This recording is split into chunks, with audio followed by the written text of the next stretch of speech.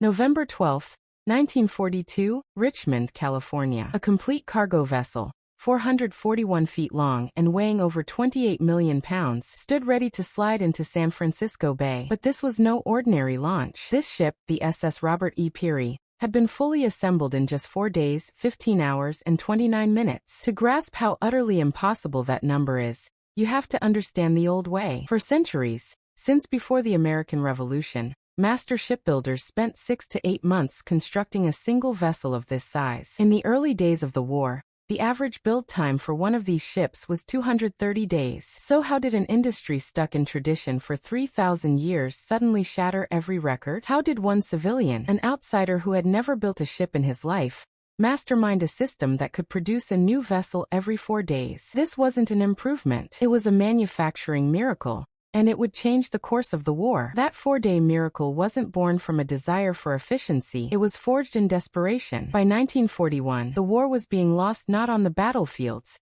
but in the cold, dark waters of the Atlantic Ocean. German U-boats and surface raiders were hunting in wolf packs, sinking Allied shipping far faster than any shipyard could hope to replace it. The numbers were staggering. In that year alone, 3.6 million tons of Allied shipping were sent to the ocean floor. This wasn't just a military problem, it was an existential crisis. The United Kingdom, entirely dependent on sea lanes for survival, was being strangled. Britain was literally starving. The mathematics of the war were simple and brutal, with American shipyards requiring an average of 230 days to build a single cargo ship. The Allies were losing the Battle of the Atlantic. At that pace, victory wasn't just unlikely, it was impossible. A new way of building had to be found, or the war would be over before America could truly begin to fight. Into this crisis stepped the last person the maritime world would have ever chosen for its savior. His name was Henry J. Kaiser. He was a 58-year-old construction magnate, a force of nature who had spent his career moving earth and pouring concrete for colossal dam projects across the American West. He was an expert in highways and heavy machinery,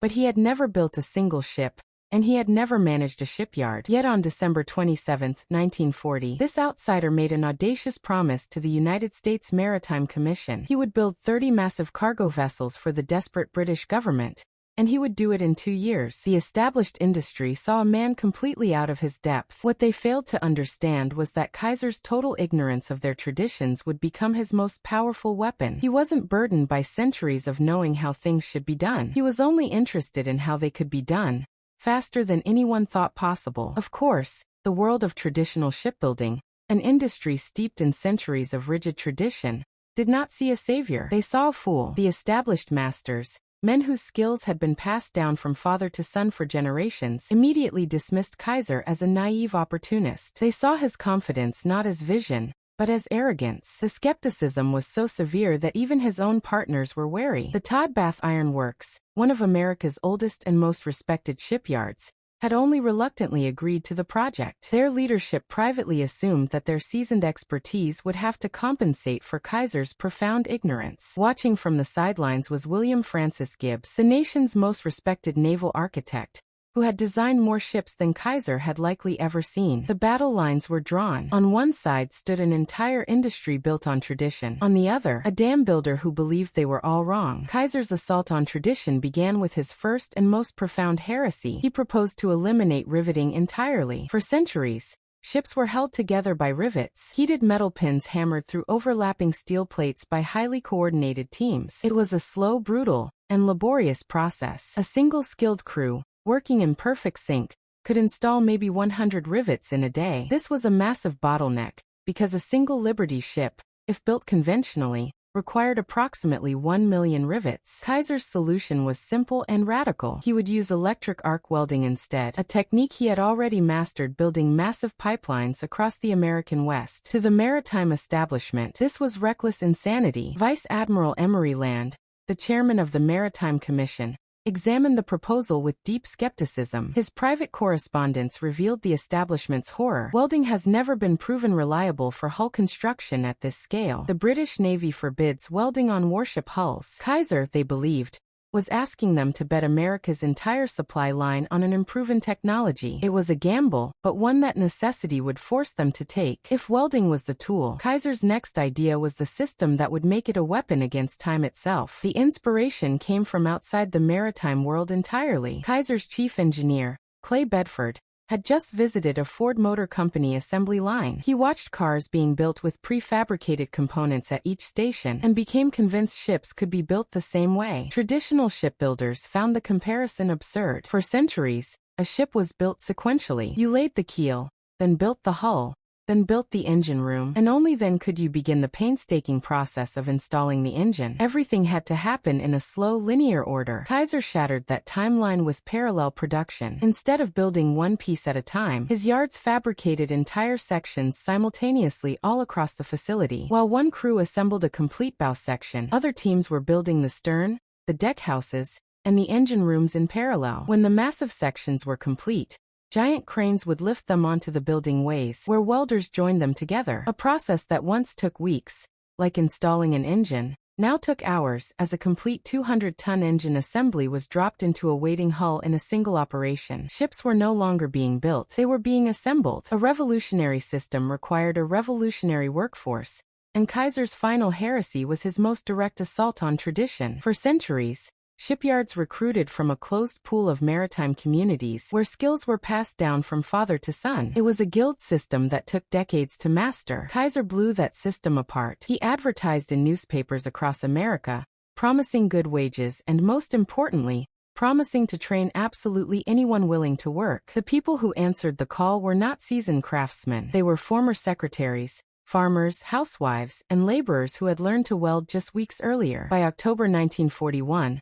of the 10,000 workers in his Richmond yard, fewer than 200 had any prior maritime experience. The secret was specialization. A traditional apprentice spent 4 years learning comprehensive skills. Kaiser's instructors taught workers one specific task in about 2 weeks. They didn't need to know how to build a whole ship. They only needed to master welding the vertical seams on bulkheads, a task they would perform hundreds of times. This was the democratization of skill, proving that complex manufacturing could be performed by ordinary people who were properly trained and organized. These revolutionary ideas took physical form on the mud flats of Richmond, California. Between January and December of 1941, Kaiser's crews erected a facility that horrified traditional maritime engineers. Instead of the long, narrow building ways of a conventional shipyard, Richmond was laid out like an automobile assembly plant, with vast open areas for prefabrication and a web of railroad tracks designed to move massive, 150-ton sections of steel. In May 1941, John Riley, the chief naval architect for the competing Bethlehem Steel Corporation,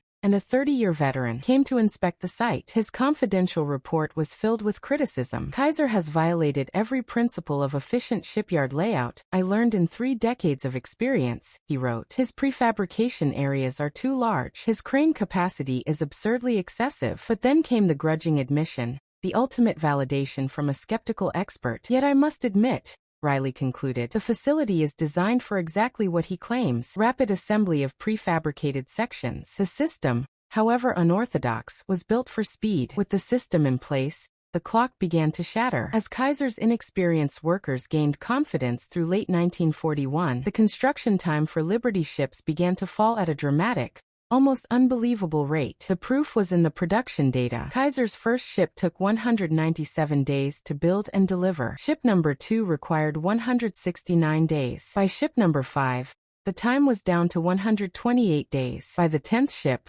it was just 97 days. This wasn't just improvement, it was a revolution in progress. By the spring of 1942, the Richmond yard was completing Liberty ships in an average of 70 days. The traditional shipyards, which had once dismissed Kaiser as an amateur, now watched with growing alarm as this untrained workforce achieved production speeds that were beginning to match their own highly skilled and far more expensive crews. With the 70-day average now the new standard, an unexpected fire was lit within Kaiser's empire, a fierce internal competition. The rivalry became personified by 2 ambitious men: Kaiser's own son, Edgar, who managed the Oregon Shipbuilding Corporation in Portland, and Clay Bedford, who oversaw the Richmond yards in California. An informal contest began to see whose facility could build ships faster, and it quickly turned into a public spectacle. Through the fall of 1942, Newspapers published updates like sports scores as the two yards traded records back and forth. The competition pushed the limits of what was thought possible, culminating in a stunning achievement in September when the Oregon Yard built and launched the SS Joseph N. Teal in an astonishing 10 days. The government eventually ordered a halt to the speed trials, calling them stunt demonstrations. But the race had served its purpose. Across all of Kaiser's shipyards, the psychological barrier had been broken. Extraordinary speed was no longer just possible. It was now expected. The 10-day record had stunned the world, but it was about to be obliterated, all because of a single, offhand comment. In November 1942, Vice Admiral Land was visiting the Richmond Yard to inspect production. Speaking to journalists, he remarked that while construction had improved remarkably, the recent speed record still paled compared to what mass production had achieved in other industries. Richmond's superintendent, Clay Bedford, overheard the comment. For a man like Bedford, this wasn't a criticism. It was a challenge. He immediately went to the admiral and made an impossible proposal. The Richmond Yard would attempt to build a complete Liberty ship, from keel laying to launch, in less than 10 days, effectively cutting the standing world record in half. The admiral, skeptical but intrigued, gave his authorization. The ultimate demonstration was about to begin. At 1 minute past midnight on Sunday, November 8th, the clock for the SS Robert E. Peary started ticking. Over 1,000 workers began the ultimate expression of Kaiser's manufacturing philosophy. The secret to its impossible speed was that the real work was already done. This was the culmination of the prefabrication strategy. Every major component had been built, inspected, and staged before the first piece of the keel even touched the building way. This wasn't just a collection of parts. These were massive, nearly complete sections of a ship. The bow, comprising over 50 individual pieces, was already fully welded and equipped with anchor hardware, chain lockers, and forward crew quarters. The stern section already included the completed steering gear and propeller shaft. The engine, a 140-ton triple expansion steam power plant, had been assembled and tested at its factory in Sunnyvale before it even arrived at the yard. What followed was less construction and more of a perfectly coordinated industrial ballet. Where traditional yards spent months building up from a bare keel, Kaiser's crews were assembling a nearly complete ship from giant, pre-made modules. Cranes lifted, and welders descended. In just 4 days, the hull was complete, the engine was installed, the deck houses were positioned, and the steering gear was mounted. On Thursday, November 12th at 3:30 p.m., just 4 days, 15 hours, and 29 minutes after it began, the SS Robert E. Peary slid into San Francisco Bay. As the SS Robert E.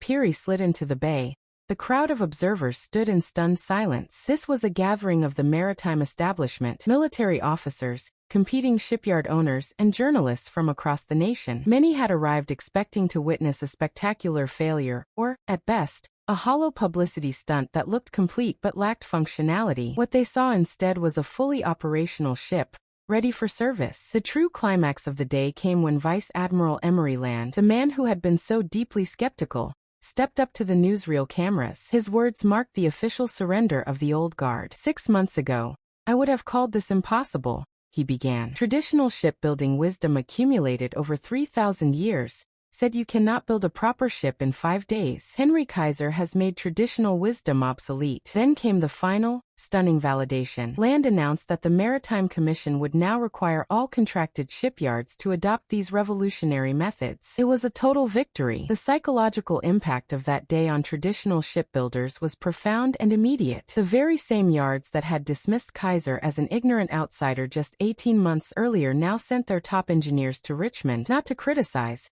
but to study his methods. The revolution was over, and the old guard had lost. The most telling evidence of this surrender came in December 1942, in a confidential report from the president of the New York Shipbuilding Corporation, one of America's oldest and most prestigious yards. His report to his board of directors revealed what he called a complete ideological collapse. Kaiser has achieved what our industry considered impossible by refusing to accept our limitations, he wrote. He treated shipbuilding as a manufacturing problem rather than a craft tradition. He simplified where we sought perfection.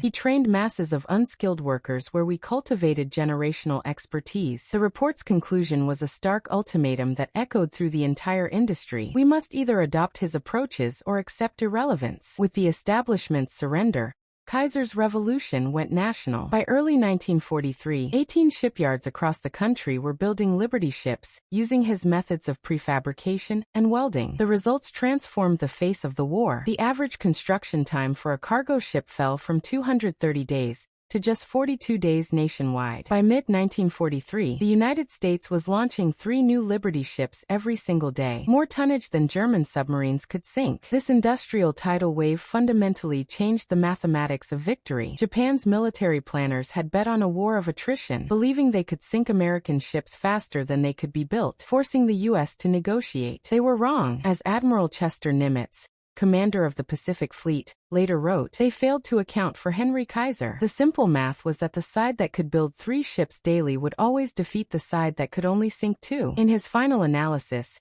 Nimitz gave the ultimate verdict on this industrial achievement. The Pacific War was won in the shipyards of Richmond, Portland, and Baltimore, as much as on the beaches of Iwo Jima and Okinawa. Kaiser's innovations didn't just win the war, they also unexpectedly reshaped peacetime America. The most surprising legacy was born from a simple necessity: how to provide medical care for his massive workforce. Kaiser partnered with physician Sidney Garfield to establish a prepaid healthcare program for his shipyard workers. That pioneering model of prepaid, preventative care eventually evolved into Kaiser Permanente, one of America's largest health maintenance organizations. A system designed for wartime shipbuilders ended up influencing American medical practice for decades. The human legacy was just as profound. The shipyards gave thousands of young people, especially women and minorities, opportunities to develop skills they would have never accessed through conventional career paths. Over 40,000 women served in Kaiser's workforce. Tens of thousands of African American workers were employed in skilled positions like welding and crane operation, a level of workplace integration that was highly unusual for 1940s America. These workers carried that training and confidence into peacetime careers, opening doors that would stay open for the rest of their lives. Ultimately, Henry Kaiser's greatest achievement was not the 1,490 ships his yards produced, but the permanent transformation of a global industry. After the war,